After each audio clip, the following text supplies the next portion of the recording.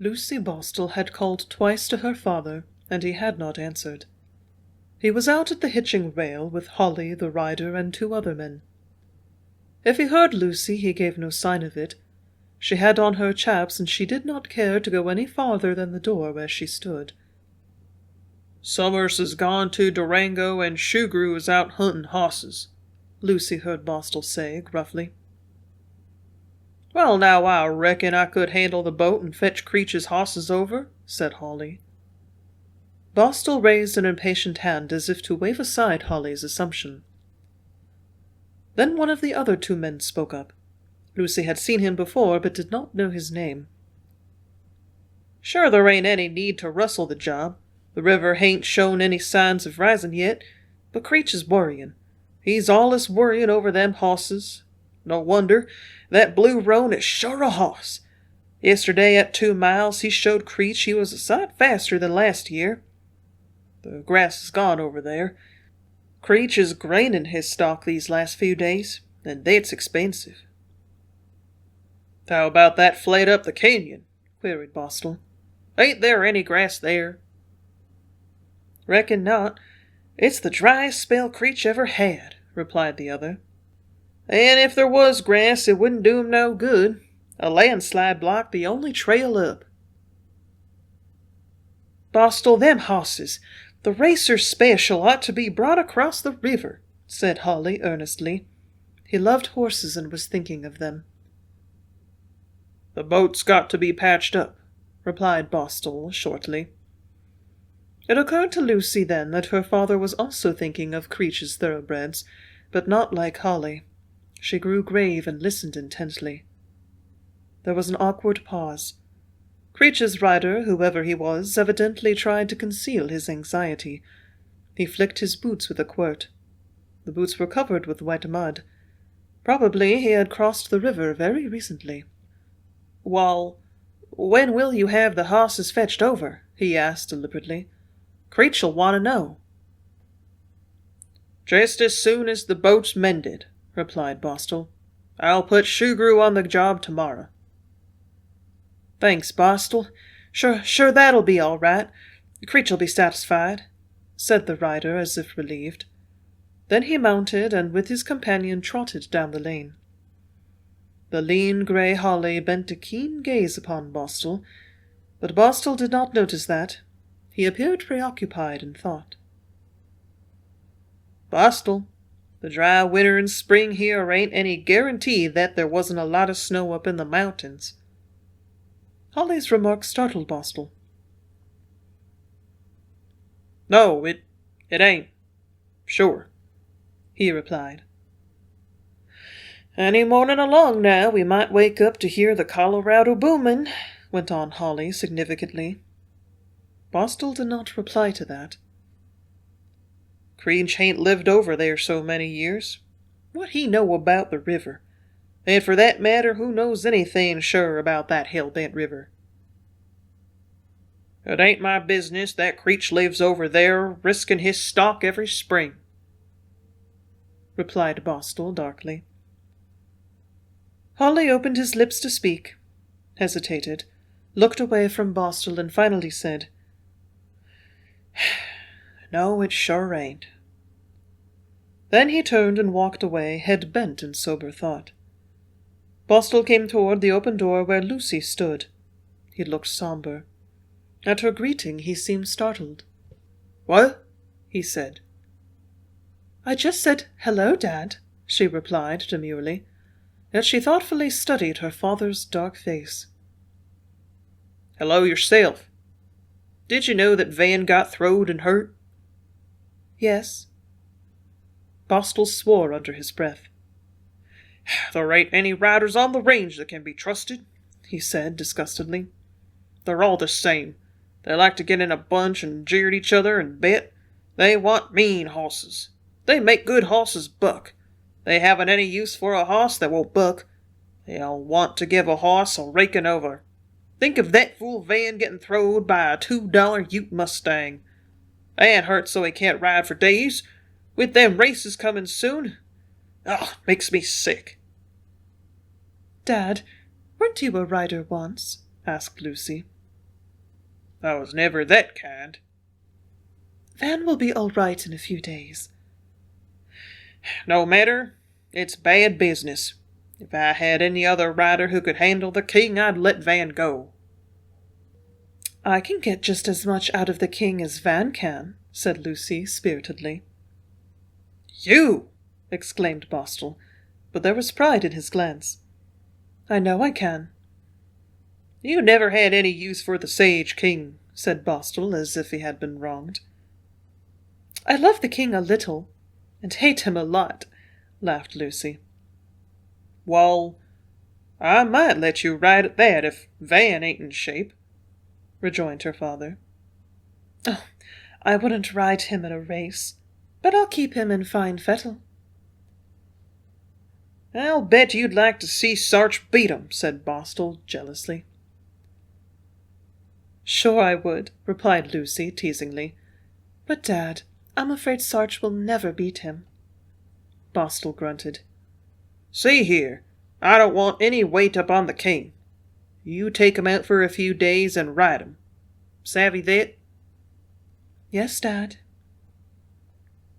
Give him miles and miles, and then coming home on good trails, ride him for all you're worth. Now, Lucy, keep your eye open. Don't let anyone get near you on the Sage. I won't. Dad, do you still worry about poor Joel Creech? Not Joel, but I'd rather lose all my stock than have Courts or Dick Sears get within a mile of you. A mile?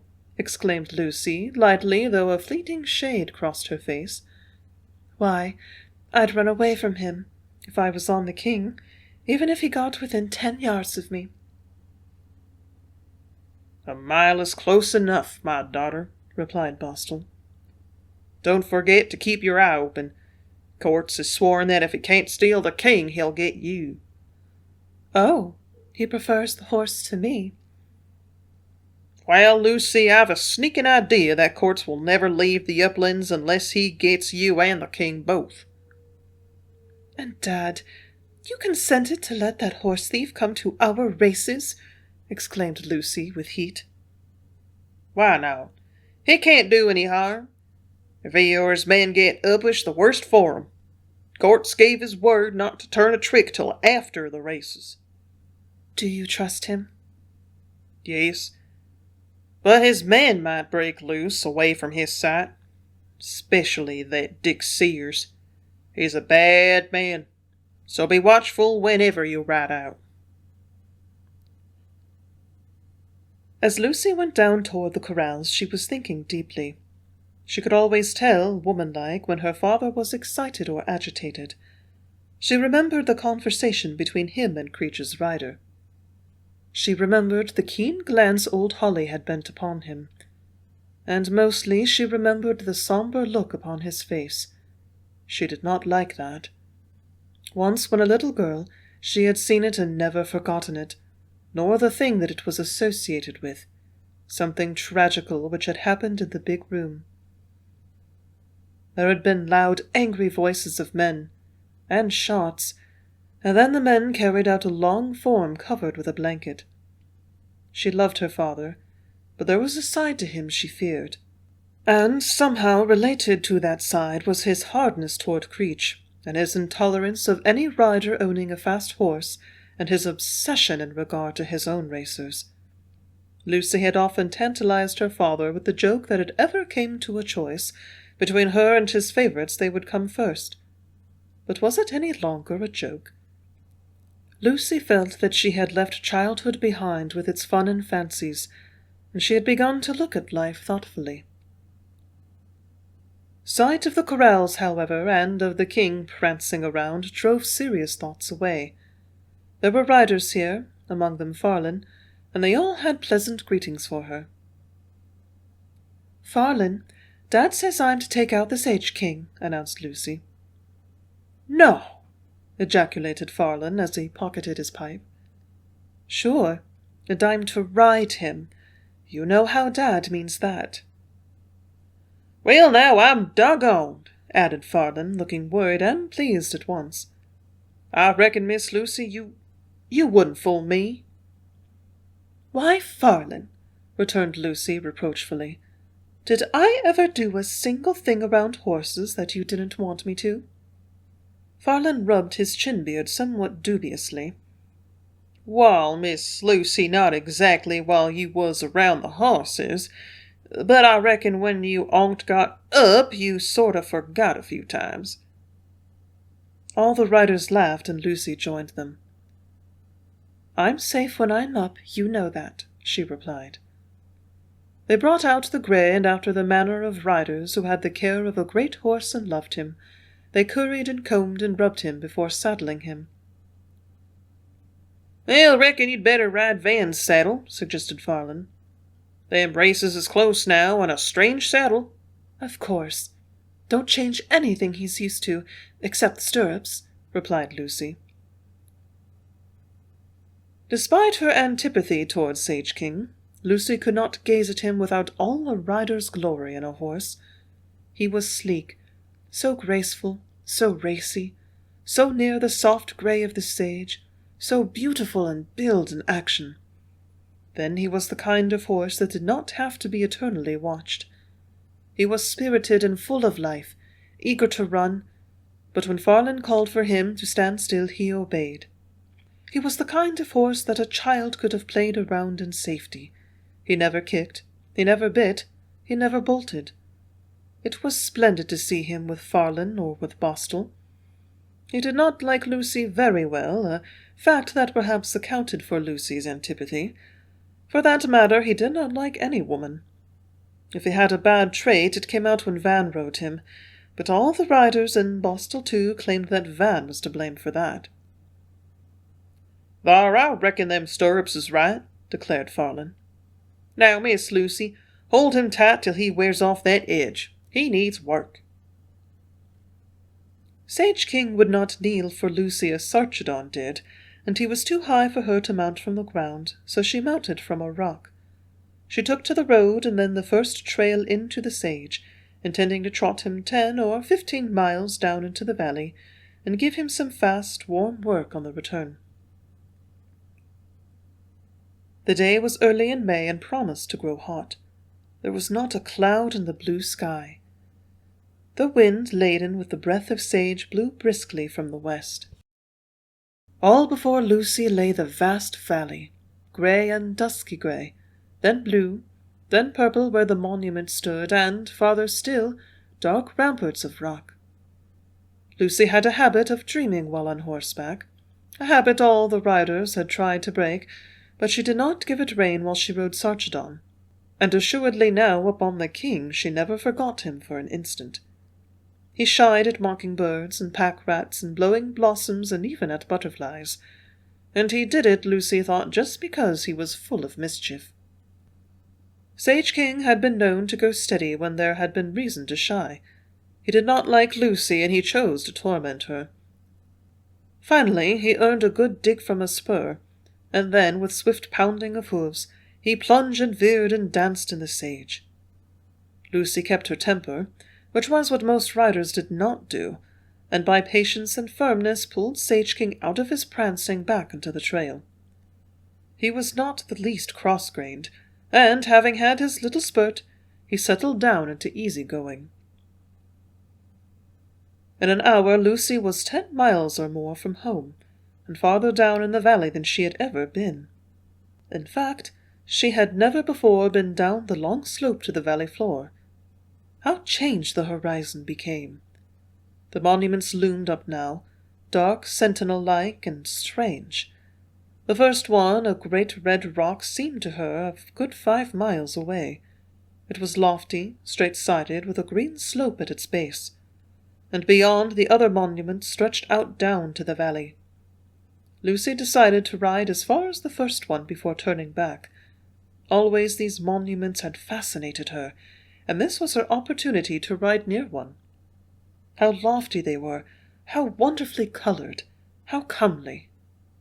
Presently over the left, where the monuments were thicker and gradually merged their slopes and lines and bulk into yellow walls, she saw low drifting clouds of smoke.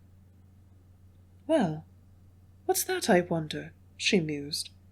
To see smoke on the horizon in that direction was unusual, though out toward Durango the grassy benches would often burn over, and these low clouds of smoke resembled those she had seen before. It's a long way off," she added. So she kept on, now and then gazing at the smoke. As she grew near to the first monument, she was surprised, then amazed, at its height and surpassing size. It was mountain high, a grand tower, smooth, worn, glistening, yellow and red. The trail she had followed petered out in a deep wash, and beyond that she crossed no more trails. The sage had grown meagre, and the greasewood stunted and dead, and cacti appeared on barren places. The grass had not failed, but it was not rich grass such as the horses and cattle grazed upon miles back on the slope. The air was hot down here. The breeze was heavy and smelled of fire, and the sand was blowing here and there. She had a sense of the bigness, the openness of this valley, and then she realized its wildness and strangeness. These lonely, isolated monuments made the place different from any she had visited. They did not seem mere standing rocks. They seemed to retreat all the time as she approached, and they watched her. They interested her, made her curious. What had formed all these strange monuments? Here the ground was level for miles and miles, to slope gently up to the bases of these huge rocks. In an old book she had seen pictures of the Egyptian pyramids, but these appeared vaster, higher, and stranger, and they were sheerly perpendicular. Suddenly Sage King halted sharply, shot up his ears, and whistled. Lucy was startled. That from the king meant something. Hastily, with keen glance, she swept the foreground. A mile on, near the monument, was a small black spot. It seemed motionless, but the king's whistle had proved it to be a horse. When Lucy had covered a quarter of the intervening distance, she could distinguish the horse, and that there appeared something strange about his position. Lucy urged Sage King into a lope and soon drew nearer. The black horse had his head down, yet he did not appear to be grazing. He was as still as a statue. He stood just outside a clump of greasewood and cactus. Suddenly a sound pierced the stillness. The king jumped and snorted in fright. For an instant Lucy's blood ran cold, for it was a horrible cry. Then she recognized it as the neigh of a horse in agony. She had heard crippled and dying horses utter that long-drawn and blood-curdling neigh. The black horse had not moved, so the sound could not have come from him. Lucy thought Sage King acted more excited than the occasion called for. Then, remembering her father's warning, she reined in on top of a little knoll, perhaps 100 yards from where the black horse stood, and she bent her keen gaze forward. It was a huge, gaunt, shaggy black horse she saw, with the saddle farther up on his shoulders than it should have been. He stood motionless as if utterly exhausted. His forelegs were braced so that he leaned slightly back. Then Lucy saw the rope. It was fast to the saddle and stretched down into the cactus. There was no other horse in sight, nor any living thing. The immense monuments dominated the scene. It seemed stupendous to Lucy, sublime, almost frightful. She hesitated. She knew there was another horse, very likely at the other end of that lasso. Probably a rider had been thrown, perhaps killed. Certainly a horse had been hurt. Then on the moment rang out the same neigh of agony, only weaker and shorter. Lucy no longer feared an ambush. That was a cry which could not be imitated by man or forced from a horse. There was probably death, certainly suffering near at hand. She spurred the king on. There was a little slope to descend, a wash to cross, a bench to climb, and then she rode up to the black horse. Sage King needed harder treatment than Lucy had ever given him. "What's wrong with you?" she demanded, pulling him down. Suddenly, as she felt him tremble, she realized that he was frightened. "That's funny." Then, when she got him quiet, she looked around. The black horse was indeed huge. His mane, his shaggy flanks were lathered as if he had been smeared with heavy soapsuds. He raised his head to look at her. Lucy, accustomed to horses all her life, saw that this one welcomed her arrival, but he was almost ready to drop. 2 taut lassos stretched from the pommel of his saddle down a little into a depression full of brush and cactus and rocks. Then Lucy saw a red horse. He was down in a bad position. She heard his low, choking heaves. Probably had broken legs or back. She could not bear to see a horse in pain. She would do what was possible, even to the extent of putting him out of his misery if nothing else could be done. Yet she scanned the surroundings closely, and peered into the bushes and behind the rocks before she tried to urge Sage King closer. He refused to go nearer, and Lucy dismounted. The red horse was partly hidden by overbending brush. He had plunged into a hole full of cactus. There was a hackamore round his nose and a tight noose round his neck. The one round his neck was also round his forelegs, and both lassos were held taut by the black horse. The torn and soiled rider's scarf hung limp round the red horse's nose, kept from falling off by the hackamore. "A wild horse, a stallion being broken!" exclaimed Lucy, instantly grasping the situation. "Oh, where's the rider?" She gazed around, ran to and fro, and glanced down the little slope and beyond, but she did not see anything that resembled the form of a man. Then she ran back. Lucy took another quick look at the red stallion. She did not believe either his legs or his back were hurt.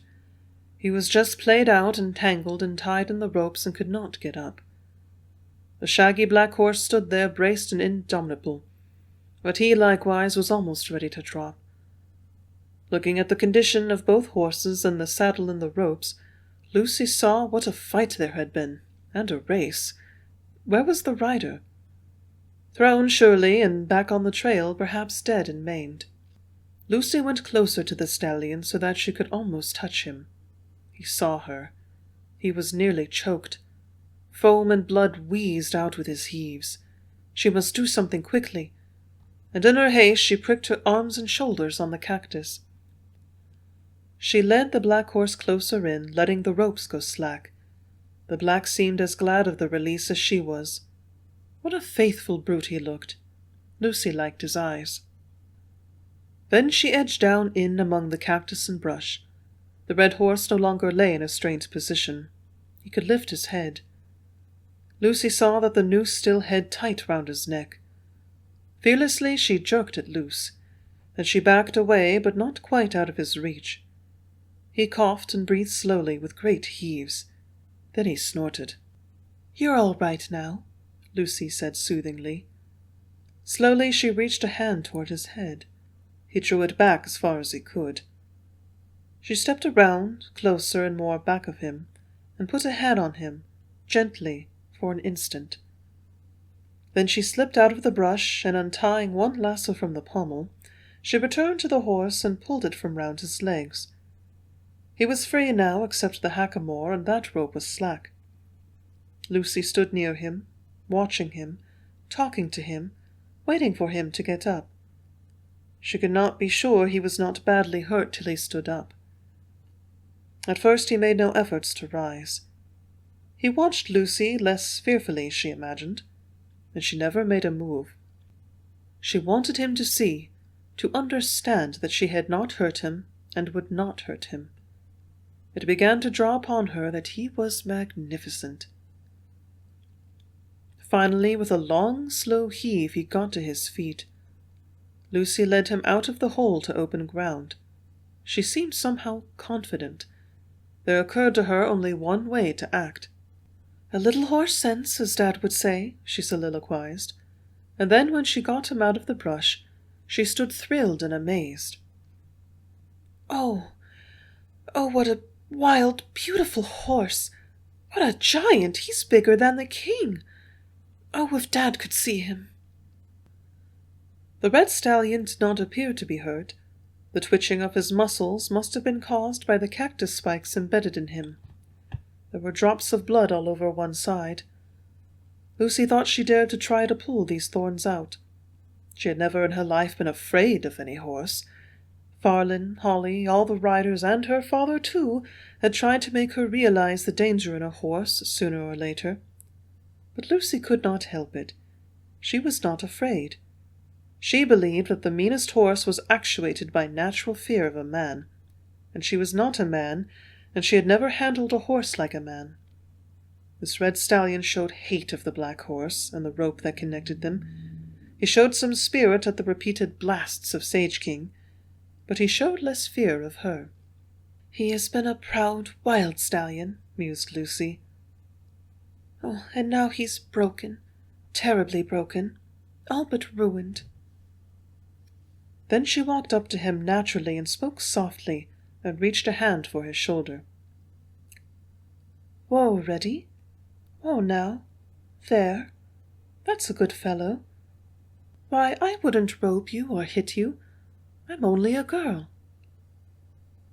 He drew up, made a single effort to jump, which she prevented, and then he stood quivering, eyeing her, while she talked soothingly, and patted him and looked at him, in the way she had found infallible with most horses. Lucy believed horses were like people, or easier to get along with. Presently she gently pulled out one of the cactus spikes. The horse flinched, but he stood. Lucy was slow, careful, patient, and dexterous. The cactus needles were loose and easily removed or brushed off. At length she got him free of them, and was almost as proud as she was glad. The horse had gradually dropped his head. He was tired, and his spirit was broken. "Now what shall I do?" she queried.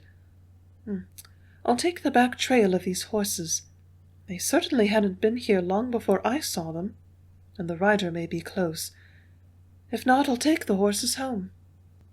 She slipped the noose from the stallion's head, leaving the hackamore, and, coiling the loose lasso, she hung it over the pommel of the black saddle. Then she took up his bridle. "Come on," she called.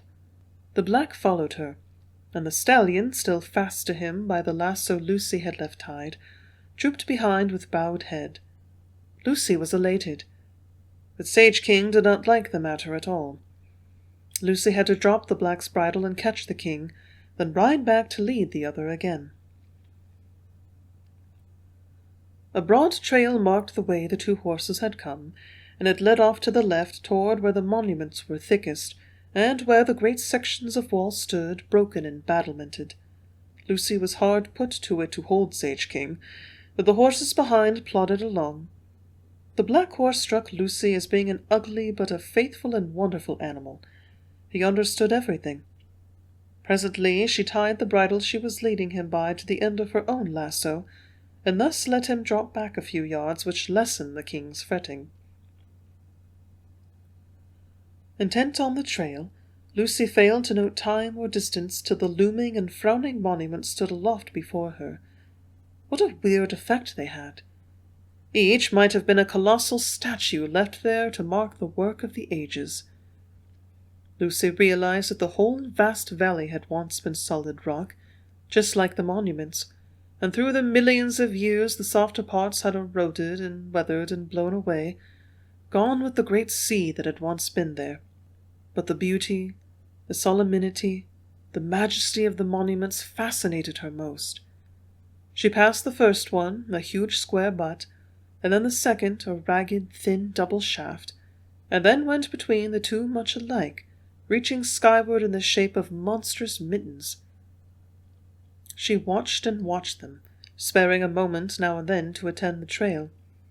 She noticed that she was coming into a region of grass, and faint signs of water in the draws. She was getting high again, not many miles now from the wall of rock. All at once Sage King shied, and Lucy looked down to see a man lying on the ground. He lay inert, but his eyes were open, dark staring eyes. They moved, and he called, but Lucy could not understand him. In a flash she leaped off the king, She ran to the prostrate man and dropped to her knees. "Oh!" she cried. His face was ghastly. "Oh, are you badly hurt?" "Lift my head," he said faintly. She raised his head. What a strained, passionate, terrible gaze he bent upon the horses. "Boy, they're mine, the black and the red," he cried. "They surely must be," replied Lucy. "Oh, tell me, are you hurt?" "Boy, did you catch them? Fetch them back, looking for me?" "I sure did." You caught that red devil and fetched him back to me?" went on the wondering, faint voice. "Boy! Oh, boy!" He lifted a long, ragged arm and pulled Lucy down. The action amazed her equally as his passion of gratitude. He might have been injured, but he had an arm of iron. Lucy was powerless. She felt her face against his and her breast against his. The pounding of his heart was like blows. The first instant she wanted to laugh despite her pity. Then the powerful arm, the contact affected her as nothing ever before. Suppose this crippled rider had taken her for a boy. She was not a boy. She could not help being herself, and no man had ever put a hand on her. Consciousness of this brought shame and anger. She struggled so violently that she freed herself, and he lay back. "See here, that's no way to act, to hug a person," she cried with flaming cheeks. "Boy, I'm not a boy. I'm a girl." "What?" Lucy tore off her sombrero, which had been pulled far forward, and this revealed her face fully, and her hair came tumbling down. The rider gazed, stupefied. Then a faint tinge of red colored his ghastly cheeks. "A girl? Why, excuse me, miss, I took you for a boy." He seemed so astounded, he looked so ashamed, so scared and withal, so haggard and weak that Lucy immediately recovered her equanimity. "Sure I'm a girl, but that's no matter. You've been thrown. Are you hurt?" He smiled a weak assent. "Badly?" she queried. She did not like the way he lay, so limp, so motionless. "I'm afraid so. I can't move." "Oh! What shall I do?" "Can you get me water?" he whispered with dry lips. Lucy flew to her horse to get the small canteen she always carried, but that had been left on her saddle, and she had ridden Van's. Then she gazed around. The wash she had crossed several times ran near where the rider lay. Green grass and willows bordered it. She ran down and, hurrying along, searched for water. There was water in places, yet she had to go a long way before she found water that was drinkable. Filling her sombrero, she hurried back to the side of the rider. It was difficult to give him a drink. "Thanks, miss," he said gratefully. His voice was stronger and less hoarse. "Have you any broken bones?" asked Lucy. "I don't know. I can't feel much." "Are you in pain?" "Hardly. I feel sort of thick." Lucy, being an intelligent girl, born in the desert and used to its needs, had not often encountered a situation with which she was unable to cope. "Let me feel if you have any broken bones. That arm isn't broken, I'm positive." The rider smiled faintly again. How he stared with his strained dark eyes! His face showed ghastly through the thin, soft beard and the tan. Lucy found his right arm, badly bruised but not broken. She made sure his collarbones and shoulder blades were intact. Broken ribs were harder to locate. Still, as he did not feel pain from pressure, she concluded that there were no fractures there. With her assistance he moved his legs, proving no broken bones there. "I'm afraid it's my spine," he said. "But you raised your head once," she replied. "If your back was broken or injured, you couldn't raise your head." So I couldn't. I guess I'm just knocked out. I was pretty weak before Wildfire knocked me off Nagger. Wildfire? That's the red stallion's name. Oh, he's named already? I named him long ago. He's known on many a range. Where? I think far north of here. I trailed him. Days, weeks, months. We crossed the Great Canyon.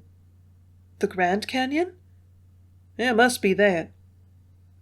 The Grand Canyon is down there, said Lucy, pointing.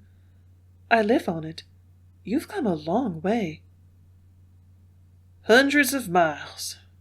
Oh, the ground I covered. That awful canyon country. But I stayed with Wildfire, and I put a rope on him, and he got away, and it was a boy, a girl who saved him for me, and maybe saved my life, too. Lucy looked away from the dark, staring eyes. A light in them confused her. Never mind me. You say you were weak? Have you been ill? No, miss, just starved. I starved on Wildfire's trail. Lucy ran to her saddle and got the biscuits out of the pockets of her coat, and she ran back to the rider. Here, I never thought. Oh, you've had a hard time of it. I understand. That wonderful flame of a horse. I'd have stayed too. My father was a rider once. Bostel. Did you ever hear of him? Bostel. The name I've heard. Then the rider lay thinking as he munched a biscuit. Yes, I remember, but it was long ago. I spent a night with a wagon train, a camp of many men and women, religious people working into Utah. Bostel had a boat at the crossing at the Father's. Yes, they called the ferry that. I remember well now. They said Bostel couldn't count his horses, that he was a rich man, hard on riders, and he'd used a gun more than once. Lucy bowed her head. Yes, that's my dad. The rider did not seem to see how he had hurt her. Here we are talking, wasting time, she said. I must start home. You can't be moved. What shall I do? Well, that's for you to say, Bostel's daughter. My name's Lucy, replied the girl, blushing painfully. I mean, I'll be glad to do anything you think best. You're very good. Then he turned his face away. Lucy looked closely at him. He was indeed a beggared rider. His clothes and his boots hung in tatters. He had no hat, no coat, no vest. His gaunt face bore traces of what might have been a fine, strong comeliness, but now was only thin, worn, wan, pitiful, with that look which always went to a woman's heart. He had the look of a homeless rider. Lucy had seen a few of his wandering type, and his story was so plain. But he seemed to have a touch of pride, and this quickened her interest. Then I'll do what I think best for you, said Lucy. First she unsaddled the black Nagger. With the saddle she made a pillow for the rider's head, and she covered him with the saddle blanket. Before she had finished this task he turned his eyes upon her, and Lucy felt she would be haunted. Was he badly hurt after all? It seemed probable. How strange he was. I'll water the horses, then tie Wildfire here on a double rope. There's grass. But you can't lead him, replied the rider. He'll follow me.